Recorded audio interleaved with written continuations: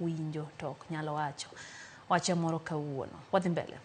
Jodong dhoot mar Suba e kaunti ya Migori ywak ni dholuo muonyo dho Suba e seche ma piny mangima hingo odiochieng'ni mar dho mama odiochieng' ma kawuono.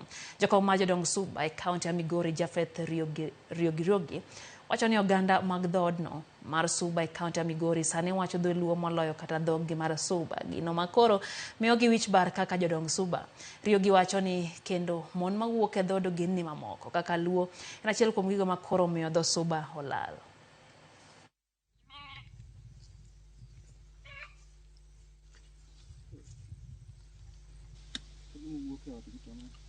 Wadhi gini.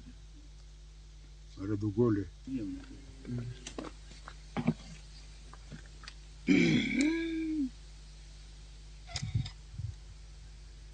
Miye mabedo gi nyathi seche mang'eny en mother tongue. An jaduong' ka wuok adhi kuonde mamoko. Ka ngiwinjo koore ni dikela mach, to wan waluongo ni gendo ndethero morro.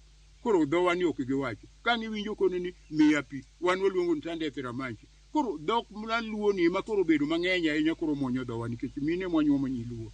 Ema koro mayowa dhok kabisa. Koro nyithindwa tiyo gi dho mama. To dhowa mar joma chuo ni olal. Koro Wasuba dhowa lal.